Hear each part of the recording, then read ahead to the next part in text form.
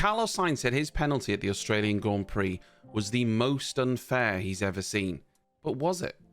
I wanted to share with you why he was penalised, the FIA's thinking, and why the race being red flagged had no bearing on the penalty. Let's start with the actual incident first.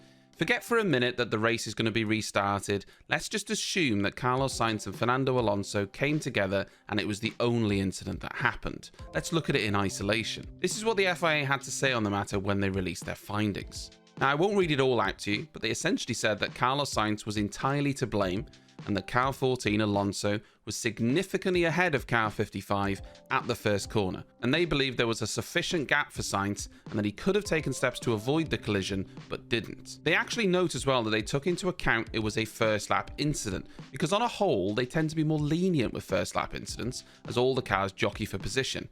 And yes, it's technically lap 57, but as it was a standing start, it's treated the same as the first lap. Despite this, and despite the leniency they apply to first lap incidents, they deemed it severe enough to overrule that and still give the penalty. The penalty was 5 seconds, which of course ruined his race because it was a safety car restart for one lap, and he dropped from 4th to 12th. But what wasn't talked about was the fact he was also given 2 penalty points on his license. It's his first penalty point, so it's not a big issue, but really?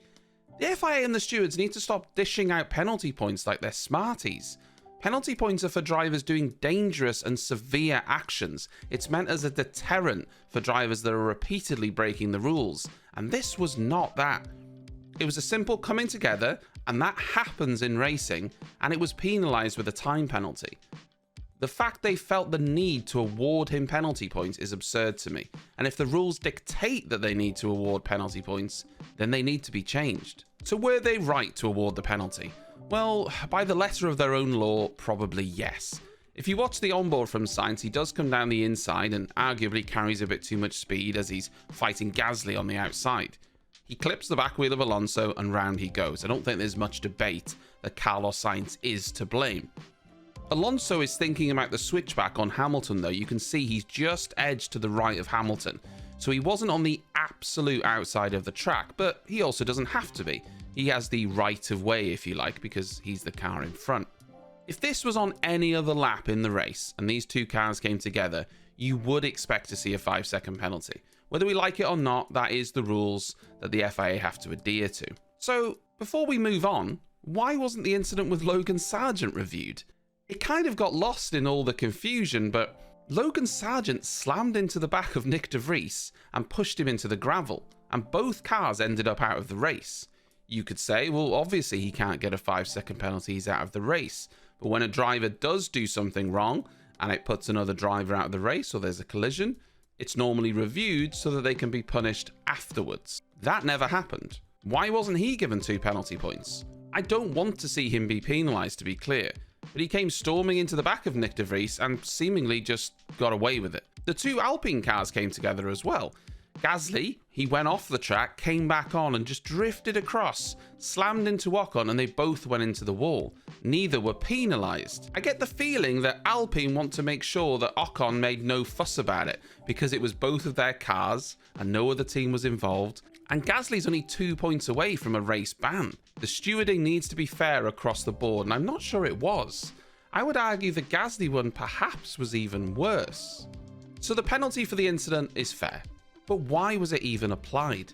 The race red flagged again after the incident, and the FIA decided to go back to the positions from the lap before because the cars hadn't passed the timing lines. This meant that Fernando Alonso, despite being spun around, was actually going to start back in 3rd, and Sainz was going to be in 4th. In theory, the lap, and therefore those incidents, didn't happen, except they did. The issue is, normally a formation lap doesn't count towards the tally of a race. But in this instance, it did, because the race was already in progress. This meant that on lap 56, when they went on their formation lap to the grid, it counted towards the total laps. This pushed the lap count to 57, and then they restarted the race on lap 57. And although the race was red flagged, by the time the cars came back into the pits, and Verstappen passed the start-finish line in the pits, the lap was classified as a racing lap, pushing them over to lap 58. Technically, the lap happened, despite the fact that, well, it really didn't. But in terms of the classification and the racing laps, it did. Ultimately, though, Carlos Sainz was left crying, and I literally mean that. He was extremely upset because that penalty dropped him from 4th all the way down to 12th and out of the points. I hope this video explains why he was penalised, and we've got a big old gap now before the next race at Baku. I've got some interesting videos lined up to keep you entertained for the next few weeks. If you did like the video, like and subscribe, and I'll catch you next time.